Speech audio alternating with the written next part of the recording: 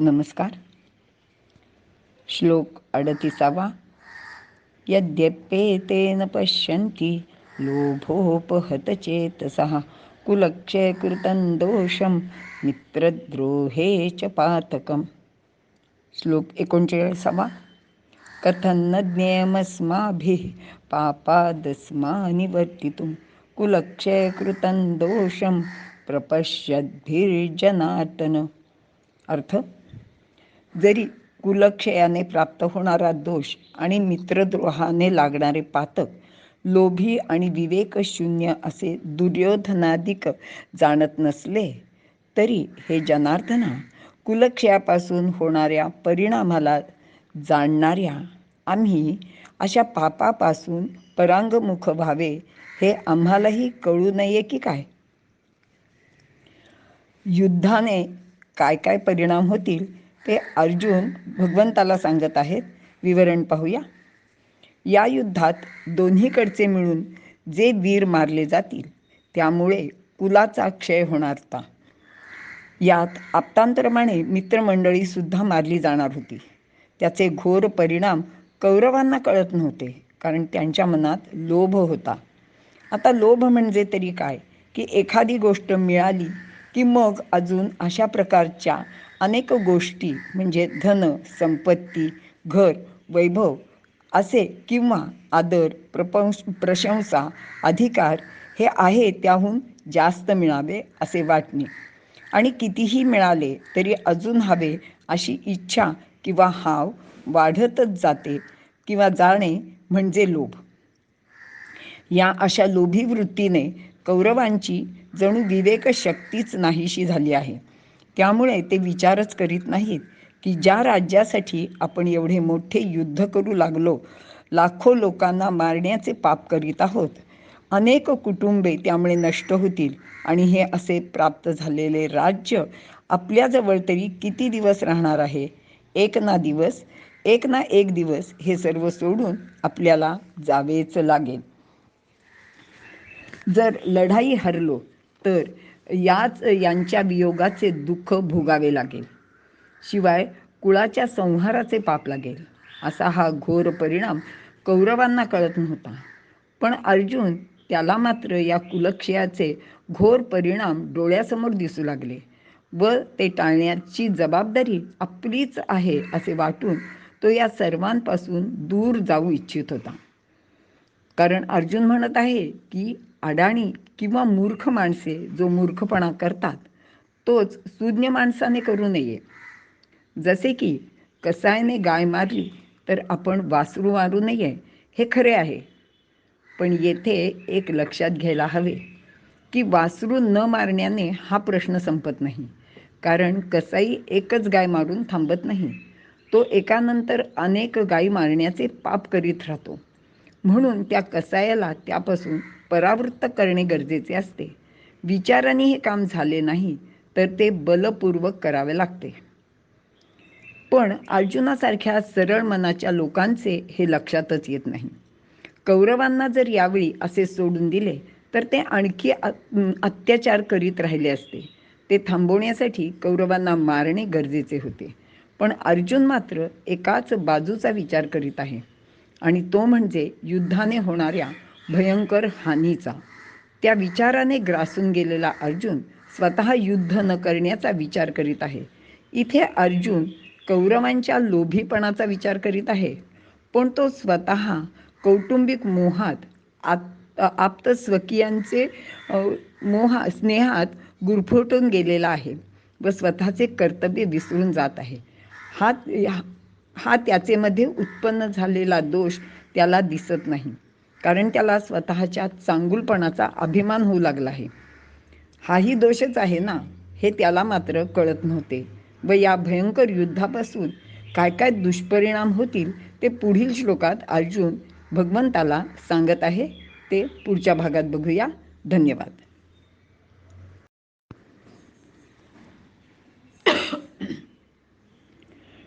श्लोक 40. कुलक्षये प्रणश्यन्ति कुलधर्माः सनातनाः धर्मे नष्टे कुलं कृष्ण अधर्मोऽभिभवत्युत. अर्थ, कुलक्षय झाल्यामुळे सनातन म्हणजे परंपरेने चालत आलेले कुळधर्म नष्ट होतात आणि कुलधर्म नष्ट झाल्याने अधर्माचा प्रभाव सर्व कुलावर होत राहतो. विवरण पाहूया. कुलक्षय म्हणजेच कुलाचा ऱ्हास झाल्यावर काय घडते ते अर्जुन सांगत आहे. क्षय म्हणजे कमी होणे किंवा नाश होणे. म्हणजेच कुळातील लोकांची संख्या कमी झाली तर काय घडेल ते येथे सांगितले आहे. अशावेळी कुलातील पूर्वापार चालत आलेले सनातन असे कुलधर्म पूर्णपणे नाश पावतात. येथे कुलाचाराबद्दल विचार केलेला नाही, तर कुळाला धारण करणारे गुण म्हणजे कुलधर्म. उदाहरणार्थ, एखाद्या कुलातील म्हणजे घराण्यातील लोक दिसायला चांगले, गोरे, सुदृढ, पराक्रमी, दिलदार, उत्तम आचरणाचे, पापभीरू, सत्याचरण करणारे, देशभक्त, राष्ट्रनिष्ठ, उत्तम योद्धे, कर्तृत्ववान असेच असतात. त्या घराण्यातील पुरुष विशिष्ट मर्यादा पाळणारे, स्त्रिया मर्यादेने वागणाऱ्या, मुले सदाचरणी, मर्यादशीर, मातृपितृभक्त अशी असतात. आणि हे सर्व आपल्याला इक्ष्वाकू कुलामध्ये म्हणजे रघुकुलामध्ये पाहावयास मिळते.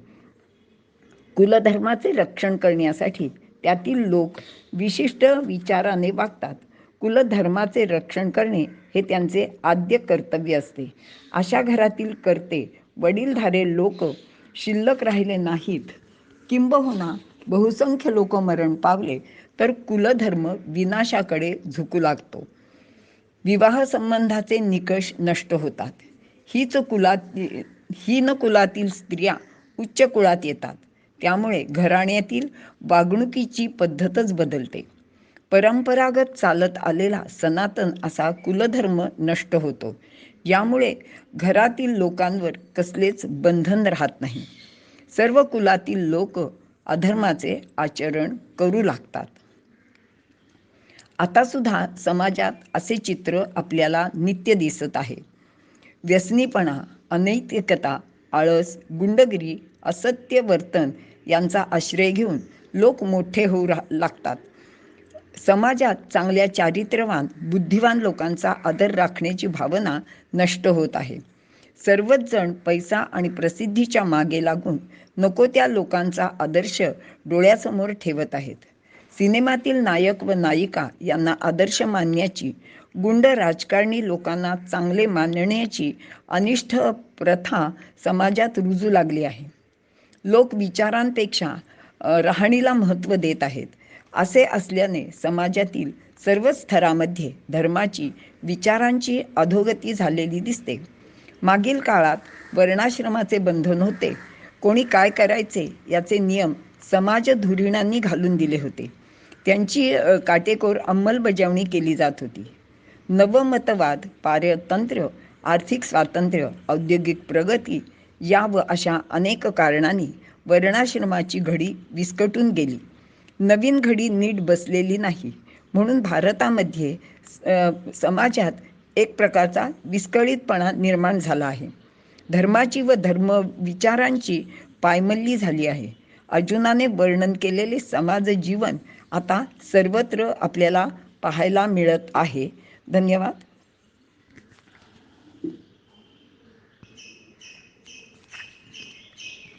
नमस्कार. श्लोक 41.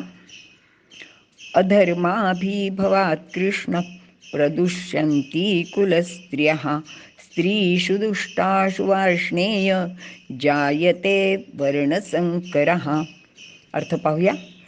हे कृष्णा, अधर्माने सर्व कुल घेरले म्हणजे कुलस्त्रिया दुराचाराकडे प्रवृत्त होतात. हे यादव कुलोत्पन्ना स्त्रियांमध्ये दोष उत्पन्न झाला असता वर्णसंकर होतो. विवरण पाहूया. अधर्माचा प्रभाव वाढला की कुलस्त्रिया दूषित होतात. कारण सर्वत्र अधर्मच दिसत असेल तर कुलीन स्त्रियांचे मनावर त्याचाही परिणाम निश्चितच घडतो. माणसाचा स्वभाव स्खलनशील असल्याने त्या अधर्माचरणाकडे सहज प्रवृत्त होतात. असे नियमबाह्य वर्तन करणे सहज सोपे सुद्धा असते. धर्मबंधनात राहून आचरण करणे, नियमांचे पालन करणे तसे अवघड व संयमाचे काम आहे. स्वाभाविकपणे घरातील एखादी स्त्री जरी बिघडली तरी सर्व स्त्रिया तसे आचरण करू लागतात. आजकाल समाजातील ज्येष्ठ स्त्रियांचा पोशाख बघितला तरी याची कल्पना येईल. त्यामुळे तरुण मुली बिघडतात. यांनी परजातीच्या परवर्णाच्या पुरुषाशी संग केला तर त्यापासून निर्माण होणारी प्रजा भिन्न भिन्न गुणधर्माची होईल. इतर घरातील किंवा वर्णातील गुण मुलांमध्ये येणे यालाच वर्णसंकर असे म्हणतात. संकर म्हणजे सम या उपसर्गाचा अर्थ एकत्र असा आहे. कर म्हणजे करणे, संकर म्हणजे एकत्र करणे. वर्णसंकर म्हणजे दोन वर्णाची मिसळ करणे. आणि वर्ण म्हणजे काय तर समाजातील लोकांच्या गुणांवरून त्यांचे कर्म ठरत गेले. भारतामध्ये ही वर्णव्यवस्था फार प्राचीन काळापासून चालत आलेली आहे. भगवंतांनी सांगितले हे वर्ण गुण कर्म विभागशः ठरविले गेले आहेत. जसे बुद्धीची कामे करणारा ब्राह्मण, बुद्धीची म्हणजे ब्रह्मासंबंधी संपूर्ण विश्वाची, सर्व समाजाचे व प्राणीमात्रांचे कल्याणविषयी तत्पर राहून तसे कर्म करणे म्हणजेच किंवा तो करणारा म्हणजे ब्राह्मण. समर्थांनी सुद्धा याच पद्धतीप्रमाणे चिंता करतो विश्वाची असे म्हटले होते. अर्थातच अशी कामे करताना त्यांना खूप कष्ट करावे लागत. हे कार्य करताना सर्वांचे हिताचा विचार करायचा म्हणजे निस्वार्थ बुद्धी स्वतःजवळ हवी. धनसंपत्ती प्रसिद्धी याची हाव असता कामा नये. ब्राह्मण होण्यास पुढील गुण आवश्यक असतात. इंद्रिय दमन, शांती संपन्नता, ज्ञानसंपत्ती, सदाचार, दान करणे, अध्ययन, अध्यापन, आपणास मिळालेले द्रव्य उपजीविके इतकेच उपभोगातून उरलेले दान करणे, द्रव्याचा संग्रह न करणे, क्षत्रियांचे नियमन करणे, कामक्रोधांचा निरोध करून मत्सरापासून स्वतःला, मानापमानापासून विद्येला सांभाळावे. अनवधानाने कोणत्याही गोष्टीत चूक होऊ नये. विषयासक्ती, उपभोग यापासून दूर राहून निरोगी बनले पाहिजे. एवढ्या सगळ्या गोष्टीचे आचरण किती अवघड आहे व त्यामुळेच या वर्णात म्हणजे ब्राह्मण वर्णात खूपच थोडे लोक आहेत. क्षत्रियाने पराक्रम, प्रजापालन, शत्रुदमन, तस्करांचा नाश करणे अशी पराक्रमाची कर्मे करावीत. कोणाकडे याचना करू नये. स्वबळावर व पराक्रमावर सत्ता संपत्ती मिळवावी. सदाचरणाने ती पालन करावी. यासाठी खूपच कष्टाचे व खडतर जीवन पत्करावे लागते. आजही सैन्यातील लोकांचे जीवन पाहिले तर याची कल्पना येईल. म्हणूनच असे जीवन जगणे कठीण आहे हे ओळखून बहुसंख्य लोकांनी क्षत्रिय होणे टाळले. अगदी अलीकडच्या काळात सुद्धा सैन्य भरतीचे प्रमाण कमी असलेले दिसते. वैश्य वर्णाने शेती, व्यापार व पशुपालन करावे. दान, यज्ञ, अध्ययन करावे. द्रव्यार्जन चांगल्या मार्गाने करावे. ही बैठी कामे संपत्ती देणारी व त्यातल्या त्यात कमी कष्टाची, आरामदायी असल्याने अनेक लोकांनी ही कामे स्वीकारली. पण यातही बुद्धीचे म्हणजे हुशारीचे काम आहे. हे ज्यांना जमले नाही ते लोक कारागिरी म्हणजे शिंपी, सुतार, कुंभार, गवंडी, सोनार इत्यादी व्यवसाय करून सेवा करण्याचे काम करू लागले. याप्रमाणे विविध सेवा उपलब्ध करून देणारे, नोकरी करणारे ते शूद्र झाले. अशी ही चतुर्वर्ण व्यवस्था अतिशय चांगल्या प्रकारे समाज जीवनाची आदर्श अशी होती. यामध्ये वर्ण बदलणे पण शक्य होत असे. जसे विश्वामित्र ऋषी क्षत्रिय होते पण त्यांनी ब्राह्मण वर्ण स्वीकारला. अर्थात त्यासाठी त्यांना आपले आचरण, विचार आज सगळेच बदलावे लागले. आता सुद्धा अशीच वर्णव्यवस्था जगात सर्वत्र पाहायला मिळते. मात्र तिचे स्वरूप बदलले आहे. जसे डॉक्टर, प्राध्यापक, कामगार, कारखानदार, नोकर, व्यापारी, सैनिक हे सगळे त्या त्या वर्णाचे लोक आहेत. म्हणजे बुद्धिजीवी ते ब्राह्मण, सैनिक म्हणजे क्षत्रिय, कारखानदार व्यापारी ते वैश्य, नोकरी करणारे ते शूद्र. अशा समाजरचनेत जो ज्याचा व्यवसाय किंवा ज्या क्षेत्रात पारंगतता असेल ती वंशपरंपरेने पुढे चालविणे. यामध्ये विवाहाचे वेळी सुद्धा पुढील प्रजा त्याच गुणांची असावी या हेतूने तोच व्यवसाय करणाऱ्या घराण्यातील मुलामुलींचे विवाह करण्यात येऊ लागले. त्या प्रजेची अनुवंशिक गुणवत्ता वाढण्यासाठी हा उपाय योजला होता. तो बहुतांशी यशस्वी झाला. महाभारत काळात या गोष्टी समाजात पाळत असत. जर क्षत्रिय कुलातील मुलगी असेल तर तिला आपला पती, मुले पराक्रमी असावीत असेच वाटणार. त्या युद्धाला घाबरणार नाहीत. ब्राह्मण वर्गाला आचाराचे खूप पालन करावे लागेल. त्याने इतर वर्णातील स्त्रियांशी लग्न केले तर या गोष्टीचे पालन होऊ शकणार नाही. उदाहरणार्थ, ब्राह्मणांना मांसाहार वर्ज्य आहे. ते जर मांसाहार करू लागले म्हणजे इतर वर्णातील पत्नीचे संगतीने जर त्यांच्या घरात अशी प्रथा सुरू झाली तर त्यांची बुद्धी व वाणी जड होईल. त्यांचे कर्तृत्व कमी होईल. समाज प्रबोधनाचे, ज्ञानदानाचे कार्य कमी प्रतीचे होऊन समाजाचे नुकसान होईल. अशा प्रकारे वर्णसंकराने कुटुंबाचे, समाजाचे नुकसान होईल अशी भीती अर्जुनाला वाटत आहे. या श्लोकात त्याने श्रीकृष्णाला वार्ष्णेय म्हटले आहे, कारण श्रीकृष्ण हा वृष्णी कुळातील होता. अर्जुन ह्यापुढेही या सर्व युद्धाचे दुष्परिणाम भगवंताला पुढील श्लोकातनं सांगत आहे. त्याचा विचार नंतर करूया. धन्यवाद.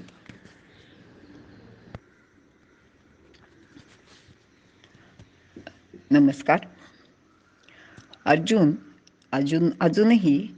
अजून काय काय दुष्परिणाम होतील ते पुढील 4 श्लोकात सांगत आहे. आज आपण 42, 43, 44 आणि 45 या 4ही श्लोकांचा एकत्र अर्थ विचारात घेणार आहोत. श्लोक 42. संकरो नरकायैव कुलघ्नानां कुलस्य च पतन्ति पितरो ह्येषाल् लुप्तपिण्डोदकक्रियाः. श्लोक 43. दोषरेतैः कुलघ्नानां वर्णसंकरकारकैः उत्स्याद्यन्ते जातिधर्माः कुलधर्माश्च शाश्वताः. श्लोक 44. उत्सन्न कुलधर्माणां मनुष्याणाय जनार्दन नरके नियतं वासो भवतीत्यनुशुश्रुम. श्लोक 45. अहो बत महत्पापं कर्तुं व्यवसिता वयं यद्राज्यसुखलोभेन हन्तुं स्वजनमुद्यताः. अर्थ पाहूया. संकर झाला असता कुलघातकी पुरुष आणि त्यांचे सर्व कुल नरकात जाते आणि त्यांचे पितर पिंडप्रदान, जलतर्पणादी क्रिया लुप्त झाल्याने पतित होतात. कुलघातक पुरुषांच्या या वर्णसंकरकारक दोषाने पुरातन जातीधर्म आणि कुलधर्म लुप्त होतात. हे जनार्दना, ज्यांचे कुलधर्म नष्ट होतात त्यांचा निश्चय करून नरकातच वास होतो असे आम्ही ऐकत आलो आहोत. अरे रे, हे केवढे महापातक करण्यास आम्ही प्रवृत्त झालो आहोत की राज्यसुखाच्या लोभाने स्वजनांना सुद्धा ठार मारण्यास आम्ही उद्युक्त झालो आहोत. विवरण पाहूया. मागील श्लोकात संकर म्हणजे काय ते विस्ताराने सांगितले आहे. या युद्धाचा भयंकर परिणाम अर्जुन या 4 श्लोकामध्ये सांगत आहे. वर्णसंकराचे महत्त्वाचे कारण असे की त्या कुलातील तरुणच या युद्धात मरण पावणार आहेत. 18 अक्षौहिणी सेनेत जवळजवळ 40 लाख इतके सैन्य होते. यामध्ये भीष्माचार्य, द्रोणाचार्य असे काही अपवाद सोडले तर इतर सर्व 16 वर्ष ते 65-70 या वयाचे लोक भाग घेत आहेत. या तरुणांवर देशाचे संरक्षण, संस्कृती, वैभव या सर्वच गोष्टी अवलंबून आहेत. देशात सर्व प्रकारचे स्वास्थ्य असेल तर स्वधर्माचे पालन चांगल्या रीतीने होते. आता इतक्या तरुणांचा संहार झाल्यावर जे लोक उरतील ते वृद्ध, बाल व स्त्रिया असे असतील. हे सर्व लोक तरुणांवर अवलंबित असतात. म्हणूनच येथे सर्व प्रकारचा संकर होणे अभिप्रेत आहे. या संकराने कुलस्त्रिया व्यभिचार करतील. या गोष्टींबरोबरच स्वर्गस्थ पितरांसाठी पिंडप्रदान व जलतर्पणासारखे विधी होणार नाहीत, अशी भीती अर्जुन श्लोक 42 मध्ये व्यक्त करतोय. श्राद्ध म्हणजे श्रद्धेने करावयाची गोष्ट. पितरांसाठी जे ब्राह्मण भोजन दिले जाते त्याला पिंडक्रिया म्हणतात. तर श्राद्धाचे वेळी तर्पण करताना हातावरून पाणी तिल मिश्रित सोडतात. ते पितरांना मिळावे अशी इच्छा करतात. त्याला तिलोदक अर्पण करणे म्हणतात.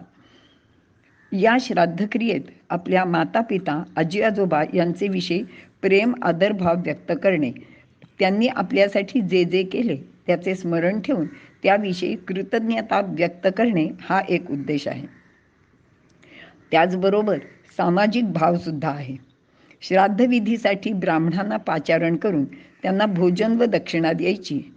हे ब्राह्मण त्या काळात विनामोबदला ज्ञानार्जनाचे कार्य करीत होते. त्यांचे योगक्षेमाची जबाबदारी समाजातील इतर लोकांची होती. म्हणूनच आपल्याकडे ब्राह्मण भोजन व दान या गोष्टी करताना समाजातील या निस्वार्थी वर्गाचा विशेष आदरपूर्वक विचार केलेला होता. या ब्राह्मण लोकांनी गेली अनेक वर्षे ज्ञानाच्या अनेक शाखा मुखोद्गत करून सांभाळल्या आहेत. पूर्वीच्या काळी कागद नव्हते, त्यावेळी गुरुशिष्य परंपरेतून हे ज्ञान टिकवून ठेवले होते. याचे श्रेय फक्त ब्राह्मणांनाच द्यावे लागेल. अशा ब्राह्मणांचे वर्णन करताना ज्ञानदेवांनी 9व्या अध्यायात सांगितले आहे, जे तपोवतार सावयव सकळ तीर्थासी दैव उदयलेजे, किंवा जेथ अखंड वसिजे यागी, जे वेदांची वज्रांगी, ज्याचे उत्संगी मंगळ वाढे. असे हे जे ब्राह्मण आहेत, अशा ब्राह्मणांचा मान समाजातील सर्वांनीच राखला पाहिजे. पण अर्जुनाला भीती वाटत आहे की वर्णसंकर झाला तर इतक्या उत्कृष्ट प्रतीचे ब्राह्मणही राहणार नाहीत आणि त्यांचा आदर राखणारा समाजही उरणार नाही. मग संस्कृती, समाजहित यांचा विचार केला न जाऊन जो तो लोभाने स्वार्थी होईल. अशा समाज विघातक गोष्टी घडण्याचे पाप या युद्धात आमचे हातून घडणार आहे, म्हणून युद्ध करू नये. युद्धामध्ये होणाऱ्या कुळाच्या नाशाने पूर्वापार चालत आलेला कुलधर्म नष्ट होतो व त्यामुळे अधर्माची वृद्धी होते. अधर्मानेच स्त्रिया दूषित होतात व वर्णसंकरामुळे वर्णधर्म आणि जातीधर्म नष्ट होतो. प्रत्येक कुळात आपापले म्हणून जे नीतिनियम चालत आलेले असतात ते उरणार नाहीत. समाजात विस्कळीतपणा येऊन समाज स्वास्थ्यच हरवून जाईल. अशा लोकांचे वागण्याने लोक एकमेकांची निंदा आणि अपमान करू लागतील. त्यांनी एकमेकांचा तिरस्कार केल्याने त्यांच्यातील द्वेषबुद्धी वाढेल. विवेकाचे आचरण संपून सर्वत्र स्वैराचार वाढेल. लोक लोभी व स्वार्थी होतील. अशा वर्तनाचा परिणाम म्हणजे पाप व या पापामुळे आपल्याला अनंत काळपर्यंत नरक यातना भोगाव्या लागतील. अशा प्रकारचा अनर्थ ओढवेल. अर्जुन अजून पुढे काय विचार करतोय बघूया. या अनर्थाचा विचार सातत्याने मनात घोळवत राहिल्याने अर्जुनावर त्याचा काय परिणाम झाला तो पुढील श्लोकात दिसून येतो. अर्जुन सांगत आहे की हे दुर्योधनादी कौरव दुष्ट आहेत.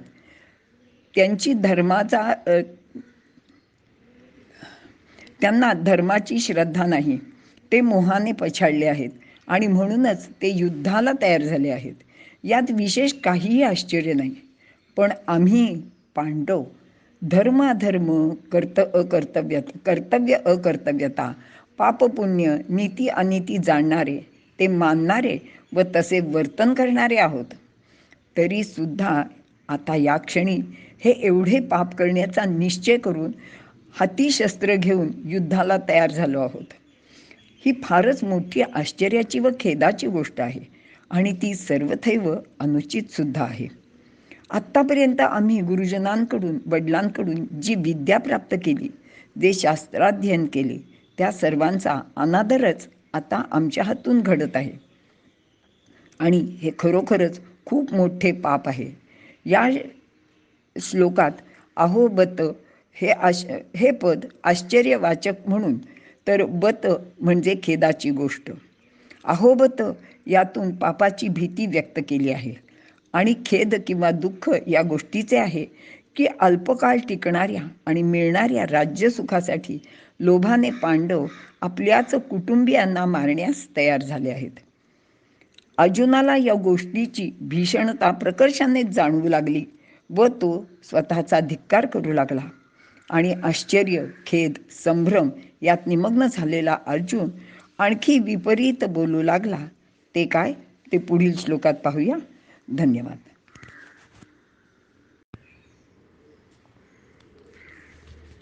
नमस्कार. श्लोक 46 पाहूया. यदि माम प्रतीकारम शस्त्रम शस्त्रपाणयः धार्तराष्ट्रारणे हन्युस्तन्मे क्षेमतरम भवेत. अर्थ पाहूया. जरी हे शस्त्रधारी धृतराष्ट्र पुत्र निशस्त्र आणि प्रतिकार शून्य अशा मला युद्धात ठार मारतील, तरी ते अधिक कल्याणकारक होईल. विवरण पाहूया. युद्धामुळे कुलाचा नाश होईल आणि त्यापेक्षा सुद्धा कुलधर्म, जातीधर्म यांचा नाश होऊन आपल्या आर्य संस्कृतीचाही नाश होईल असे अर्जुनाला दिसू लागले. आणि केवळ हे सर्व त्याने युद्ध केल्यामुळे होणार आहे असा त्याचा समज मनात दृढ झाला. म्हणून तो म्हणत आहे की मी जर युद्धच केले नाही तर हे सर्व कदाचित घडणारच नाही. कारण आमच्यासारख्या निशस्त्रांवर, प्रतिकार न करणाऱ्यांवर ते शस्त्र चालविणार नाहीत. त्यामुळे दोन्ही बाजूंचा होणारा सर्वनाश वाचेल. पण त्यांनी असे न करता कदाचित निशस्त्र, प्रतिकार शून्य अशा माझ्यावर शस्त्र चालवून मला युद्धात ठार मारले, तरीसुद्धा त्यात कल्याणच आहे. कारण लोक म्हणतील की अर्जुनाने शांतता राखण्यासाठी सर्वतोपरी प्रयत्न केले, सामर्थ्य असूनही अहिंसेचे व्रत अवलंबिले, पण साम्राज्यवादी दुष्ट पाशवी कौरवांनी त्याचेवर शस्त्र चालविले. निशस्त्र, निर्वैर आणि अहिंसाशील माणसावर पाशवी बलाने आक्रमण करणे व त्यांच्यावर शस्त्र चालविणे हे परम अधोगतीला पोचलेल्या साम्राज्यवाद्यांचे काम आहे. हे अधमपणाचे कृत्य आहे. लोक असे बोलून त्यांनाच दूषण देतील. इथे अर्जुन प्रथमपासूनच विपरीत विचार करीत आहे. त्यामुळे कावीळ झालेल्या माणसाला जसे सगळे पिवळे दिसते, तसेच त्याला त्याचे हातून युद्धामुळे होणाऱ्या भयंकर हानीचे चित्र दिसत आहे. आणि युद्ध न करण्यात स्वतःचे कल्याण कसे होईल याचे चित्र स्वतःचे मनाशी रंगवीत आहे. आपण चुकीच्या मार्गाचे, विचारांचे आचरण करीत आहोत असे त्याला अजिबात वाटतच नाही. त्याच्या लक्षात येत नाहीये की साम्राज्यवादी लोक निर्बल, निशस्त्र लोकांवर शस्त्र चालवून आपली दहशत निर्माण करतात. त्यांना प्रतिकार केला नाही तर ते सामान्य गरीब प्रजेवर अनन्वित अत्याचार करतात. त्यांचे जिणे पशुपेक्षा वाईट प्रकारचे करतात. जिवंतपणी त्यांना नरकयातना भोगायला लावतात. भारतामध्ये या अहिंसेमुळेच अनेक शतके परकीयांनी आपल्यावर राज्य केले. देशातील संपत्तीची लूट केली. लोकांची अस्मिता, पराक्रम यांचेवर घाला घातला. प्रत्येक चांगल्या गोष्टीचा अतिरेक हा सुद्धा नाशाला कारणीभूत होतो.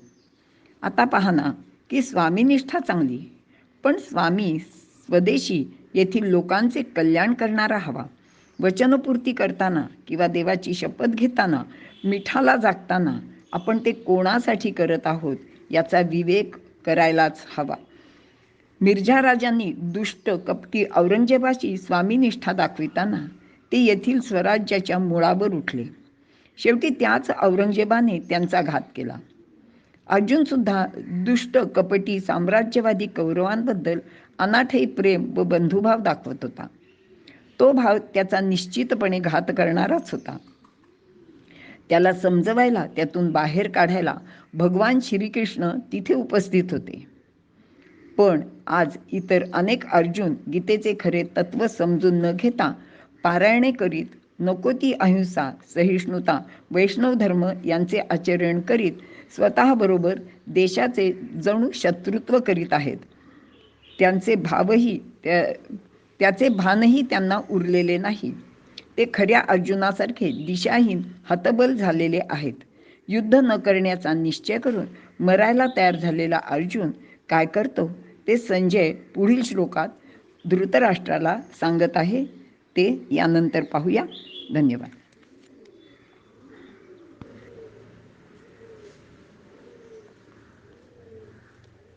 संजय उवाच. श्लोक 47. एवमुक्त्वार्जुनः संख्ये रथोपस्थ उपाविशत् विसृज्य सशरैः चापं शोकसंविघ्नमानसः. अर्थ पाहूया. संजय म्हणाला, रणभूमीवर अशा प्रकारे बोलून शोकाने व्याकुल चित्त झालेला अर्जुन धनुष्य बाण टाकून रथातच खाली बसला. विवरण पाहूया. मोहात पडून बुद्धिभ्रष्ट झालेला अर्जुन भलतेच विचार करून तत्वज्ञानाच्या जाळ्यात गुरफटला. या मोहामुळेच त्याला कर्तव्य काय ते कळेनासे झाले. स्वतःला उदारमतवादी शांतिदूत ठरवण्यासाठी त्याने कर्तव्य सोडून दिले. धनुष्य बाणाचा त्याग करीत, फक्त अहिंसेचा जप करीत स्वतः मरणासाठी, तेही शत्रूच्या हस्ते, रथामध्ये दुःखाकुल होऊन बसला. शत्रूंना भाऊ मानले की काय होते हे अर्जुनाची स्थिती पाहून लक्षात येते. संजय धृतराष्ट्राला सांगत आहे की अर्जुनाचा युद्धाचा सर्व उत्साहच नाहीसा झाला आहे. त्याची वीरवृत्ती पण नाहीशी झाली असून त्याचे हृदय दुःखाने भरून गेले आहे. तो पूर्णपणे उदास व दुःखी झाला आहे. आणि हे सर्व ऐकून धृतराष्ट्राला तर मनातून खूपच आनंद झाला, कारण त्याने संजयाकरवी या पांडवांना शांततेने वागण्याचा, विनाशकारी युद्ध न करण्याचा जो संदेश पाठविला होता त्याचा इष्ट तो परिणाम अर्जुनावर झाला होता. त्याची कपट नीती फळास येण्याची लक्षणे दिसू लागली होती, कारण पांडवांची खरी शक्ती अर्जुन व भीम होती. पैकी अर्जुन युद्धापासून परावृत्त झाला व त्याचेच म्हणण्याप्रमाणे तो कौरवांकडून मारला गेला तर स्वाभाविकच इतर पांडव व त्यांचे सर्व सैन्य दुःखाने हतबल होऊन दुर्योधनाचाच विजय निश्चितपणे होईल आणि मग सर्व राज्य अबाधितपणे आपल्याचकडे राहील. परंतु प्रत्यक्षात पुढे काय घडते ते पुढील अध्यायातनं आपण पाहूया. इथे थांबूया. इथे पहिला अध्याय पूर्ण होत आहे. धन्यवाद. ओम तत्सदिति श्रीमद्भगवद्गीतासु उपनिषत्सु ब्रह्मविद्यायां योगशास्त्रे श्रीकृष्णार्जुनसंवादे अर्जुनविषादयोगो नाम प्रथमोऽध्यायः. अर्थ पाहूया. ओम तेच सद्ब्रह्म आहे. श्रीमद्भगवद्गीता नामक उपनिषदातील ब्रह्मविद्येतील योगशास्त्रातील श्रीकृष्णार्जुन संवादात अर्जुन विषाद योग नावाचा हा पहिला अध्याय आहे. विवरण पाहूया. गीता ही एकच असली तरी गीतासु असे सप्तमीचे अनेक वचन येथे वापरले आहे. ते आदर दर्शवण्यासाठी आहे. गीता ही उपनिषदच आहेत. तीच ब्रह्मविद्या आहे. तीच योगशास्त्रही आहे. अनेक उपनिषदांचे सार यात आहे. म्हणूनच उपनिषत्सु असे सप्तमीचे बहुवचन वापरले आहे. जे उपनिषदांचे सार, सर्व शास्त्रांचे माहेर, ते परमहंसी सरोवर सेविजे जे, असं ज्ञानदेवांनी 18व्या अध्यायात म्हटलेलं आहे. ओम तत्सत. प्रत्येक अध्यायाचे शेवटी महर्षी व्यासांनी ही 3 पदे उपयोगात आणली आहेत. यातून श्रीमद भगवद्गीतेचे विशेष महात्म्य आणि प्रभाव प्रगट केला आहे. ओम तत्सत ही 3ही पदे सच्चिदानंद घन परमात्म्याची नावे आहेत. ती सर्व जीवांचे कल्याणकारी आहेत. याचे उच्चाराने मनुष्य परमात्म सन्मुख होतो व शास्त्रविहित कर्तव्य कर्माचे वैगुण्य नाहीसे होते. गीतेचा पाठ करताना अक्षरांच्या उच्चारणात ज्या उणिवा अथवा दोष झाले असतील त्याचे परिमार्जन करण्यासाठी आणि भगवत संबंधाची आठवण येण्यासाठी प्रत्येक अध्यायाचे शेवटी ओम तत्सतचे उच्चारण केले गेले आहे. वेदव्यासांनी सुद्धा याची योजना याचसाठी केली आहे की त्यांनी केलेल्या रचनेत काही वैगुण्य राहिले असेल तर ते नाहीसे व्हावे. ओम तत्सत ही सद्वस्तू आहे. जे सर्व काही आहे त्याचे नाव ओम हेच आहे. अवती इति ओम, जो सर्वांचे रक्षण करील.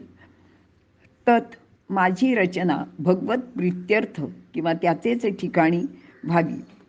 सत, रचना सत म्हणजे अविनाशी फल देणारी व्हावी.